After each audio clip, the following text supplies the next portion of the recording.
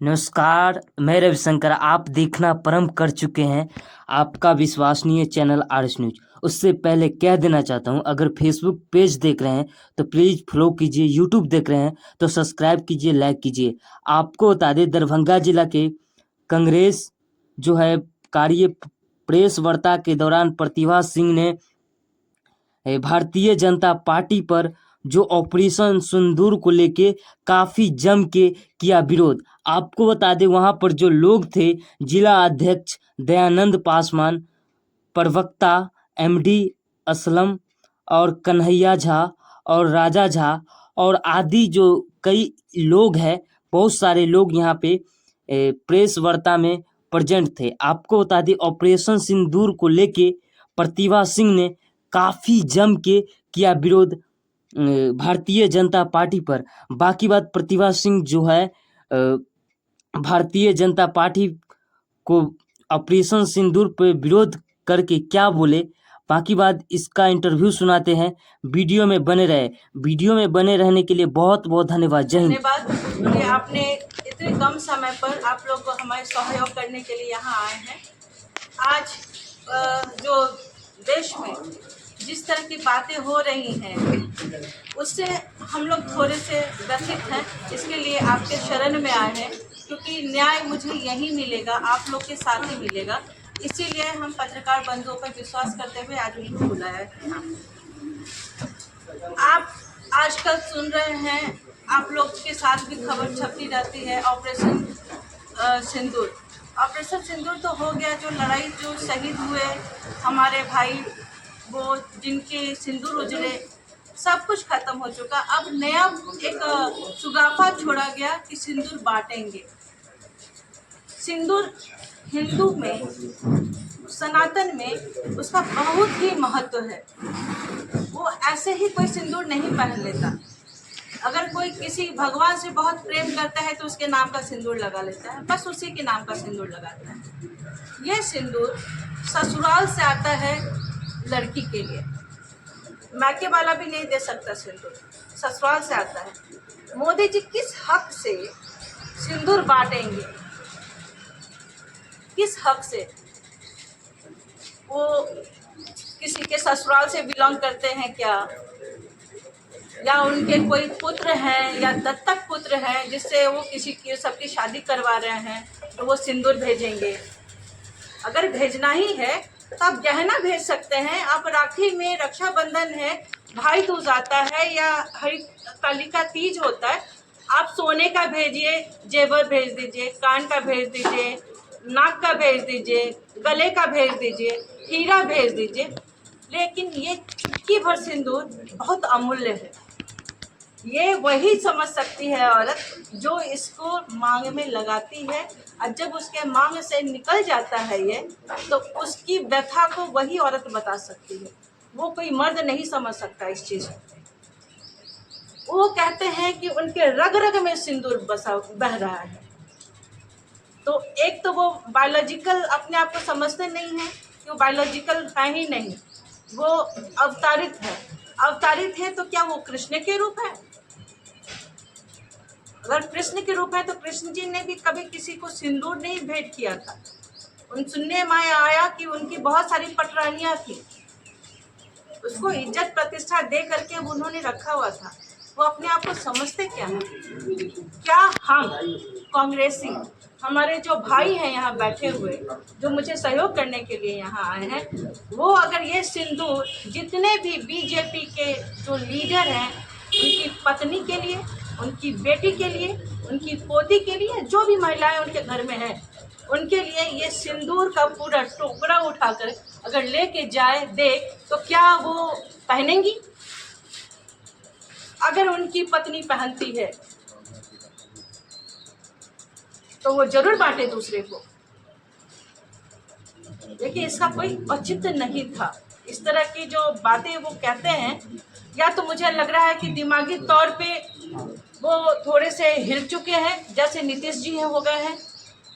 कहा कि अभी जो उनकी हार हुई थी, शायद वो हजम नहीं हुआ, क्योंकि वो अपने आप को तो अवतरित कह रहे थे। तो ऐसा कुछ आप लोग के माध्यम से हम ये कहना उनको चाहेंगे इस तरह की भाषा का प्रयोग ना करें, इस तरह का हिंदू के नाम पे खिलवाड़ ना करें। हिंदुत्व को पहले समझे, सनातन को पहले समझे, उस पर अमल करें, फिर आगे काम करें। अपनी पत्नी को तो सिंदूर दे ही नहीं सके, तो हमारे भारत की महिलाओं को क्या सिंदूर बांटेंगे? वो सिंदूर नोचने वाले हैं, सिंदूर को संभालने वाले नहीं है। वो कहते कि हम सिंदूर को संभालेंगे, अजय भाई, अजय दोस्त, वो कभी नहीं बोला, वो सिंदूर बांट रहे हैं। इस पे मुझे खेद है। और क्यों नहीं इस पे सेक्शन 509 के तहत उन पर केस किया जाए? जहां महिला अपमानित महसूस करी, हम अपमानित महसूस कर रहे हैं। मैंने सोशल मीडिया पे बहुत सारी महिलाओं को भी देखा है जो उसके खिलाफ बोली है कि सिंदूर हस्बैंड लाके देता है, तुम कौन हो हमको सिंदूर देने वाले? तो बहुत सारे लोगों ने इस पे आपत्ति जताई है। तो क्यों नहीं उन पे, बीजेपी के वो लीडर पे 509 के तहत, सेक्शन के तहत उन पे केस किया जाए। किनके यहाँ सिंदूर का और श्रृंगार का टोकरी भी आ जाएगा? अगर ये जरूरत हुई तो मैं सीधा नाम लेते सराबगी जी के यहाँ भेजती हूँ। हमारे कांग्रेस भाई जाएंगे देने के लिए। वो तो शुरू तो करें, पहला 9 को वो शुरू कर रहे हैं, ऐसा न्यूज़ हमने देखा था, देने के लिए ऐसा टोकरी सजा के हमारे कांग्रेस के तमाम भाई, जितने भी लीडर दरभंगा के हैं, हायाघाट के रामचंद्र साहब हैं, उन सब के घर पे भेजेंगे और बड़ा शौक से उनकी पत्नी के हाथ में देंगे।